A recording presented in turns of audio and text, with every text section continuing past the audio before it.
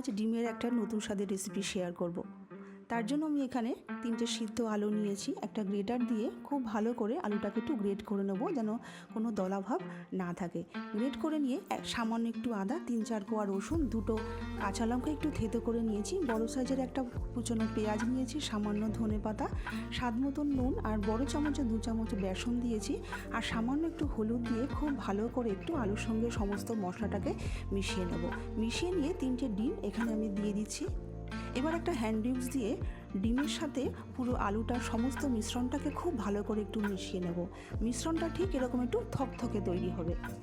গ্যাসে একটা চাটু বসিয়ে দিয়ে 1 চামচ মতন সর্ষের তেল দিয়ে দিচ্ছি। তেলটা ধোয়া হাওটা গরম করে নিয়ে গ্যাসটাকে লোতে করে দিয়ে আমি ব্যাটারটাকে দিয়ে দিচ্ছি। এবার ডিমের ব্যাটারটাকে একটা স্প্যাচুলা দিয়ে চাটু চারিদিকে আমি ছড়িয়ে দিচ্ছি। এবার এটাকে ঢাকনা দিয়ে রেখে দেবো 5 মিনিটের জন্য। গ্যাসটাকে লোতেই রেখেছি। 5 মিনিট পর ঢাকনাটাকে সরিয়ে দিয়ে খুব সাবধানে একটু উল্টে নিয়ে আরও 1 পিঠ ঢাকা দিয়ে রেখে দিচ্ছি 5 মিনিটের জন্য। 5 মিনিট পর আমি একটা প্লেটে তুলে রেখে দিলাম। গ্যাসে কড়াই বসিয়ে দিয়ে সর্ষের তেল দিয়েছি। একটা মিডিয়াম সাইজের আলু ডুমো করে কেটে নিয়েছি। নুন হলুদ দিয়ে আলুটাকে একটু ভেজে নিয়েছি।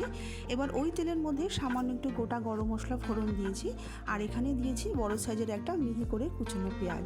পেঁয়াজটা একটু ভাজা হয়ে গেলে এখানে একটা বড় টমেটো, সামান্য আদা, 3-4 কোয়া রসুন, 2টো কাঁচা লঙ্কা একটু পেস্ট করে নিয়েছি। সামান্য একটু কষিয়ে নিয়ে 1 চামচ জিরের গুঁড়ো, 1 চামচ ধনের গুঁড়ো, কাশ্মীরি লঙ্কার গুঁড়ো 1 চামচ, হলুদ 1/2 চামচ, সামান্য একটু জল দিয়ে খুব ভালো করে মশলাটাকে কষিয়ে নিয়েছি। মশলাটা কষিয়ে নিয়ে ভেজে রাখা আলুটাকে দিয়েও একটু নাড়াচাড়া করে নিয়ে জল এখানে দিয়ে দিচ্ছি। জলের পরিমাণটা একটু বেশি দিতে হবে। স্বাদ মতো নুন আর সামান্য একটু চিনি দিয়ে দিচ্ছি। এবার অমলেটটা ঠান্ডা হয়ে গেছে। ঠান্ডা হয়ে গেলে এবার অমলেটটাকে আমি চৌকো করে কেটে নিচ্ছি। অমলেটটাকে কিন্তু ঠান্ডা হয়ে গেলে তবেই কিন্তু কাটবেন, এরকম ঠিক মোটা করে কেটে নিতে হবে। ঝোলটা ফুটে গেছে, আলুটাও সেদ্ধ হয়ে গেছে। এবার সব শেষে আমি অমলেটগুলোকে দিয়ে ঝোলে 5 থেকে 6 মিনিট একটু ফুটিয়ে নিলেই তৈরি হয়ে যাবে আমাদের একদম নতুন স্বাদের ডিমের রেসিপি।